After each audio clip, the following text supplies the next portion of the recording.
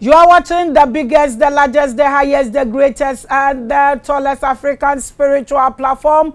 I'm always Queen Hadasha, call me Empress. Makida, I am Labraska, the Sun Goddess. I am the Spear of Destiny. I welcome you to another great episode. Today we are going to talk about my people. And the Frafra people, their culture and how they bury people. We are going to get into their culture and see how they can preserve their lands. They will not waste their land with coffin that is made in the form of or bread or radio. I don't know how we are going to go, but I welcome you, my people. Let's welcome our guest for today. Papa, we welcome you to Revelations. Thank you so much. Great. Today is your first time on this biggest platform. I want you to introduce yourself to the public, pay obeisance to them, and me say hello to them, greet them. If there are any loved ones you want to say hello to, it's also allowed. So introduce yourself, greet us, and let us know who you are. Well, thank you so much. I am Agana Bawa Rashid, former assembly member for Bolga Tindom Molgo electoral area, the CEO of Tanga Radio in Bolga Tanga. And I just want to use this opportunity to say hello to the people of Tindom Molgo, the people of Bolga Tanga, and of course, everybody in the Bolga Central Enclave. I say good evening to them all. He says good evening to them all. This program will never run if you don't greet the viewers and the subscribers of this platform. Well, my apologies, but I want to say much appreciation goes to the organizers, the viewers, the group that actually stay glued to this network. Of course, without them, certainly we are not there. I want to show appreciation to all of them and say kudos, they should keep up. Very important. No. We welcome you and we appreciate you. Thank you. I will say that's our guest for today. Mudi obi odum bedi agrobi alawu ejabetom or say appreciate mu means so me appreciate mu. Until when we say Agana Bawa Rashid, who is he? Well, Agana Bawa Rashid is a young man specifically from Bolga Tanga, Tundam Molgo, to be precise. That's a community under Bolga Tanga. I am a businessman, a journalist by profession, an entrepreneur, a business owner, of course. I've been in the media industry for over a decade, and I think I love what actually we are here today to do. This is a field that I've actually... So the knowledge you are going to give us today, what's your source of the knowledge? What's the source of the knowledge? Well, I'm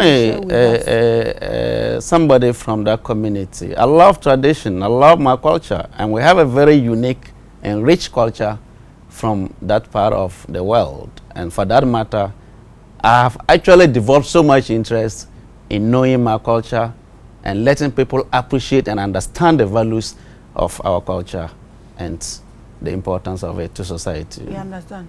Is it true that Frafra man love women? Is it true that you marry like 10, 8 and all that?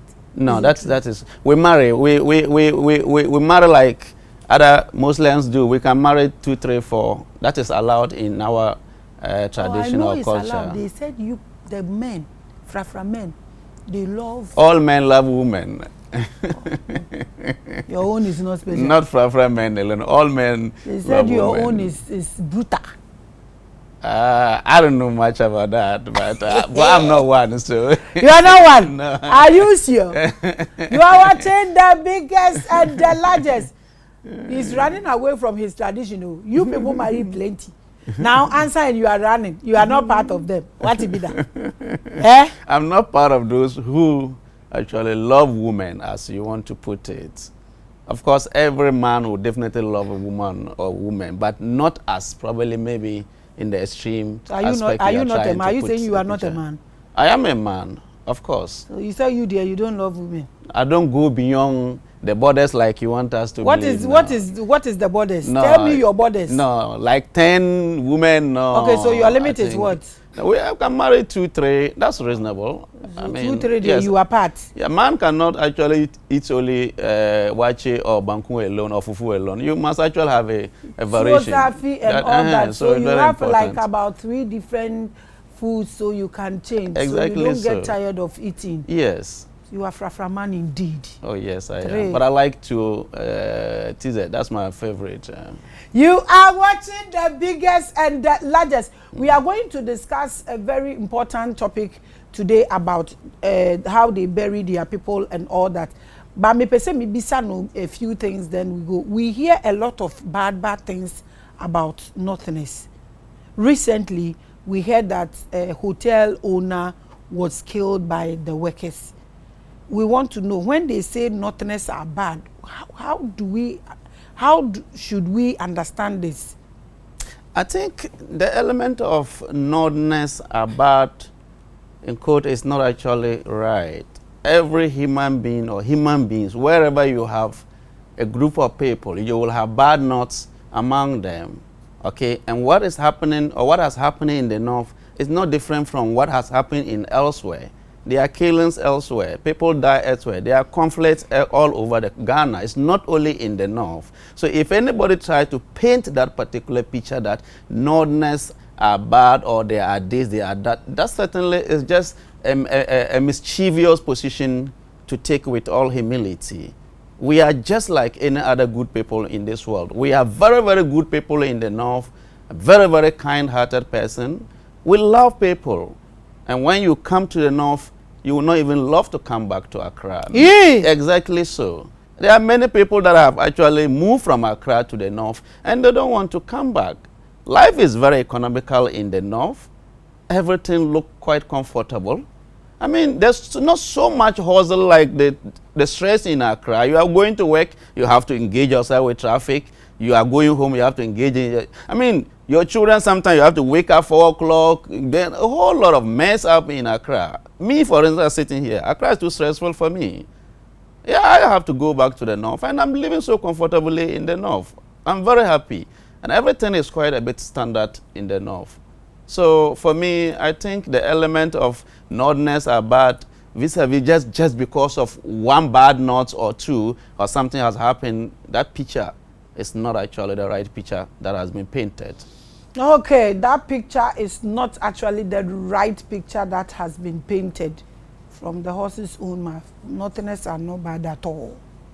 We are very good and kind people. Very good and kind people. Just that when you are going to marry them, you should understand that at least for 3 days, 2, it will come behind you. That there are people who are having one wives. I mean, I have one wife and I'm okay. Okay. Yes. If you are lucky. Not necessarily we are lucky. I think it was even those days, but not these days. I mean, people are living comfortably with their single wives. So those days, it used to be an issue of farming. So, you know, the dominant work is farming. So marrying 1 or 2, 3, 4 people or women, they come to help the family. So even women were excited when you are bringing another woman to add, because it will lessen the job for them. But these days, it is not like that. You know, at least people have been to school, people are educated, people have ventured into other business activities. So it is no longer the days of farming all the time that you have to marry 4 or 5 women just to come and assist for the job in the house. No, these days, I mean, people are level-headed people, and people prefer a nuclear family system where you have your wife, your few children, and you are good to go. And so things have changed tremendously. And so if we want to use years back situation to measure now, it will be unfair to the ordinary Northerner and a Frafra boy like me. No, that's certainly I want us to leave this one here because Yes. I don't want us to argue.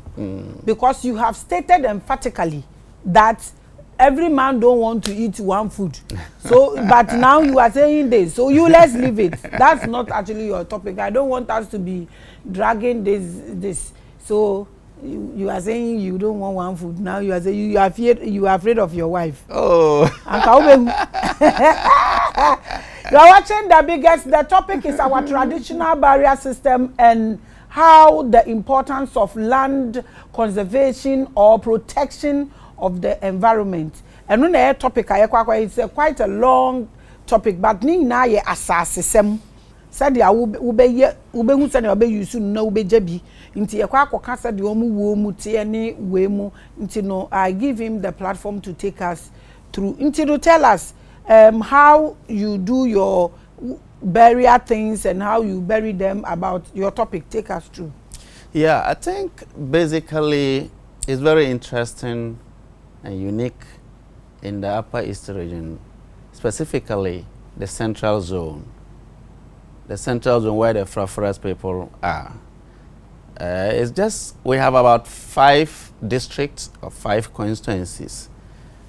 Now, the Frafra, the name Frafra itself is a corrupted name. You know, the colonial era, the white that used to come, they come there, and our people, they say, oh, welcome, Zare, Farafara, you've done well, you've done well. And they just took it as the Frafra people. That is how come actually we arrive at the name Frafra. But if you get in there, the communities, we have their names, indigenous actual names. So we, from the Bolga Central Zone, we are Guruni people. If you go to Nabdang, they are the Nabt people. Talensi, you have the Talensi people, you have Bongo people and all that. So, but in terms of the name Frafra, we are all within that name. But when you come in, we are actually in a very different way. Now, specifically, I'm going to talk about the Bolga Central, where I am coming from as a Gurunga boy. Our system of burial, one is to protect land, not to waste land, because those days our fathers were farmers, and they make sure that they make good use of the land in whatever they are doing. We have a nature of our grave in such a way that you have about 400 meters square, like a size of this studio, that can contain about 5 or 6 graves. Now, each grave can take about 10 or more people in it. So if you have about 5 of them here, it means you can take over 100 people buried within that small enclave. Better than having the style of the Christian burial or the Muslim, where you have, they take a huge chunk of land to bury just 1 person or 2 people or 3 people. In our own, it is a completely different thing altogether. Now, this is how we do it. Like this, your table.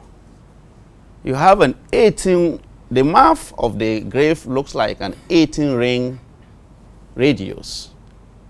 So it is darked round like that, then shaped down. So it opens down about 6 to 8 feet, where you can put somebody in and the person can lie down very well in the grave. And so this is what we do. There is a way actually we have to manage the body of or the corpse. Okay. Tell us how. So I may not want to expose that aspect of it for one reason or the other. We have a way we manage it. You understand? Because you must make somebody look. When you die, certainly everything ceases in your body. You become stiff. But we have to make sure that we work on the body for it to be flexible, in order for it to be able to go into that small 18-ring entrance to the grave. And that is actually what we do. It takes 1 person, even though you have about 10, 20 people that we call them undertakers. They are specifically assigned to that burial process. It's not everybody that have the capacity or can actually go to do the burial. So you have certain people, we call them undertakers. They have been fortified to go into the hole. To good. This is one of our very old culture. Anamebwa. The mo kai say mbre no mu wa wanyini kakra 100 and 200 hono. Na ye was sad ye nti na omo say omo usie obi mpo. Na de obesi mu no ode ne kokoshe mu na wamba na e kire say nipa na owo mu no something mo kai. Is it, you remember we have this in our history? Yes. Is it that same history you people are keeping up? Yeah, I think maybe I don't know much about other history, but related to our own, that is a very old tradition that we have adopted from our parents, and it is the best practice that actually we still embark on now.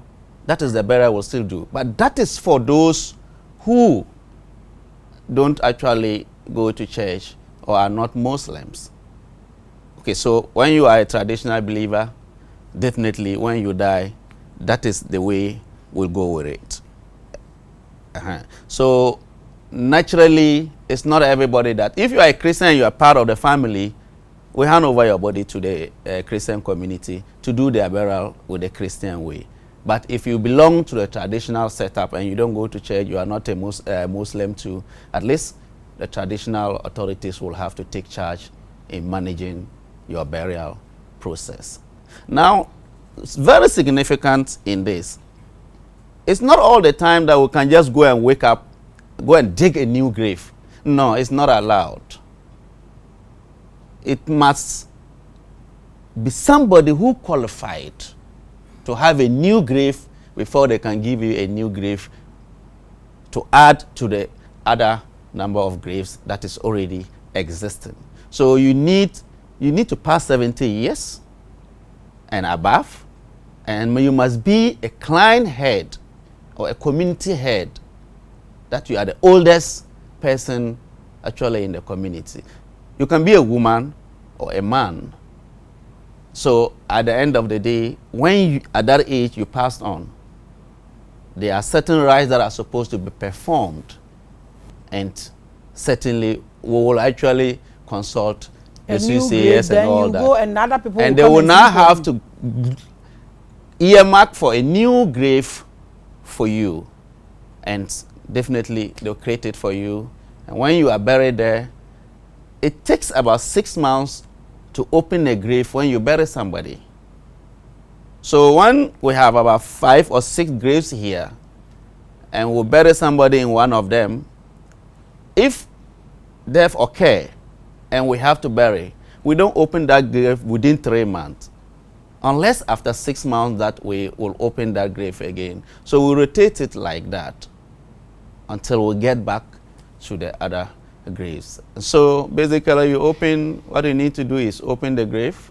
There's a way we open it, and there's a way they perform other things. So do you bury people based on the graves? No, are they for families or it's for the community? So whether, assuming my mother is dead and my mother is buried here, is it for my mother's side only? Is the grave for my mother's people only, or the whole community? Anybody dies and we can bury the person in that grave? The community is huge, and so you can have about 5 clans in the community. So each clan have their grave. Exactly my question. Yeah, so that is what it is. So each clan have their graveyard. So they also have their land. So at least you can't just take somebody from a different clan to come and bury in another clan's graveyard. No. Okay, how you prepare it? You said you don't want to talk about it, but how do you do it? You put the people on. Somebody is buried in 6 months. Another person is gone. You are going to bury, so you put them on each other. Yeah. Well, this is quite very significant, and I'm sure if you have never seen a human being that have died, and within the space of 6 months, you see how the body looks like, certainly it will decompose. It is left with just the bones. The carcass will go, and everything will decompose. So it's left with just the skeleton part of this thing. So you just need to, what we do is when we open like that, we have to just pack the person in, skeletons aside, pack them at one side, and you bring in the fresh body and make it lie the way it's supposed to lie. So basically, that's what we do. You just have to rearrange. But definitely, we respect the dead very well. We don't joke with it. We don't play with it. And so we are very careful the way we manage dead bodies when we get to the graveyard. We handled it with care. Because if anything happened to the body, it can have some bad omen or repercussions for other family members. So we do handle it very well as is expected. So basically, that's what actually happens. You just pack them aside, then put a new person there. So now, since that's, if it should be your culture, and all Frafra people are just practicing it, that would be a happy something. But now you are saying that if someone is a Christian, the person goes a Christian way. Yeah. If the person is a Muslim, the person also goes a Muslim way of burial. Yeah. Now tell me, looking at your community, how many people are traditionalists who don't belong to any of these fraternities? That's quite a very huge question to answer, because we have families who are Christians. You can't stop them from going to church. You have others who are Muslims. You can't stop them from going to a mosque or whatever. And you have those who want to belong to their traditional values and their ancestors' way of life and culture. So there are no huge numbers, to be honest with you. Which ones are not? I mean, whether you are Christian, they are Christians or Muslims, we don't have that huge number. So let's say if you have about 100, okay, within your client, 100 people within your client, you may have, let's say, about 10, 20 being Christians. You may also have about 20 others being Muslims, and so there are areas where you don't even have Muslims at all. I'm asking you this question because how you conserve the lands. Yes. If you have plenty Muslims and plenty Christians, it comes back to the same destroying of the land. Like you said, they use a huge land for this. That's why I'm asking you this. Yeah, it's a very perfect question to ask. But our side or our part of the world, it is now that we have more of our people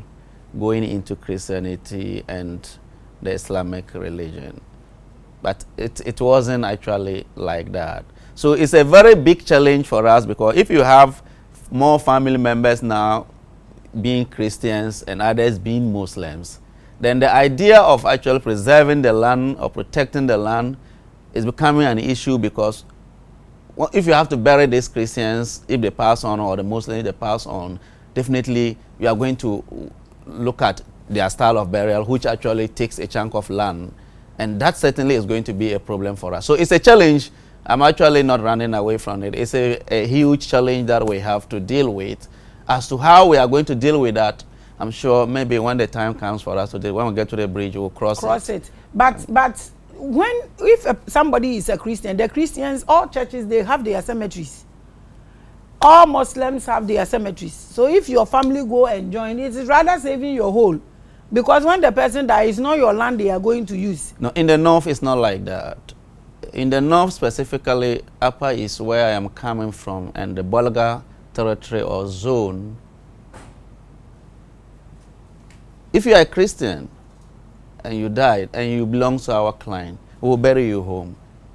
Churches don't have cemeteries. Oh. They in our Upper East, the indigenous people bury home within around their houses. It is the strangers or settlers that do not have land. So if you are an Akan person and you are in the Upper East region and you pass on, they have to bury you, there is a clear cemetery actually allocated purposely for that. There's another one also allocated for the Muslims. You understand? So the settlers, they have to do that. But we, the indigenous people, will bury within our localities. Once you are from part of our client, We don't need to carry you, go and bury in a strange land where strangers have been buried. No, we bury you home. So we must find the land because the land is ours and we have a space to do that for you. That's why I say it's a challenge for us because we are gradually actually using a vast land to do because some of these burials. Religion. Exactly, because of religion. But they don't want to go and meet their ancestors down there. You die and you go and join, whether it's your grandmother, your family people, you join them in one hole. That's beautiful. We have this in Germany. We have this in some places. They buy a hole for a family. Your mother dies, it goes in there. Your father dies, it goes in there. Your children. We have places like that. Yeah, that would have been good because you are all the same family, one home. I mean, that is the idea behind this burial system. You can have the entire family members buried in one or two graves just around the house. But they still want to be Christian, so they bury alone. Ghana is a secular state where everybody have the opportunity, the right to choose where he or she wants to belong to. And for that matter, people are at liberty to worship whatever they want to do.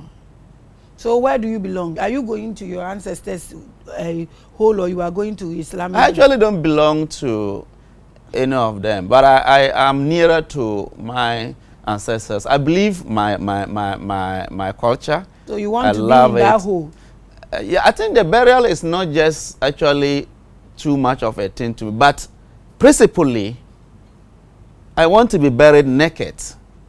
I came naked, and that is the values of our burial.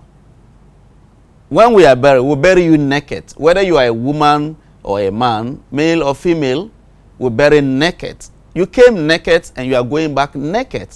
Away from this element of you buy shoe, suit, go and put at the end of the day.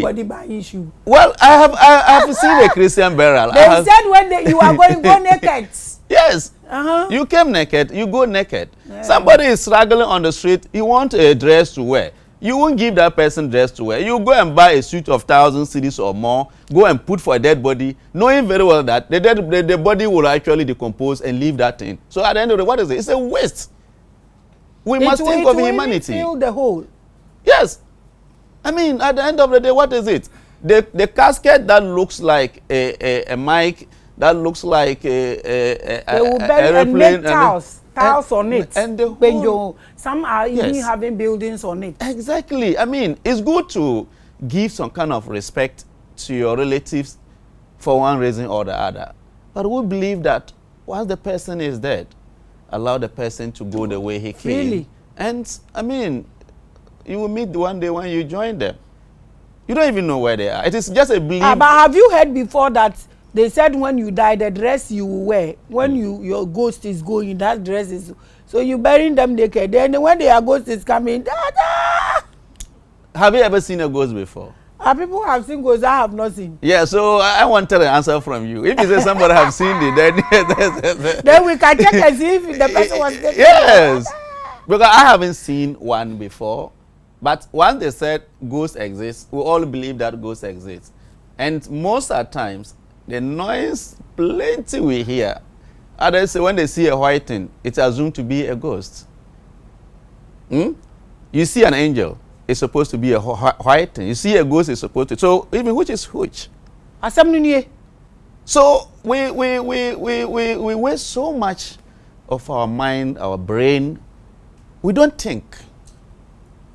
Look at me, I use nature to live my life. That is why I said I want to be buried naked, just as I came.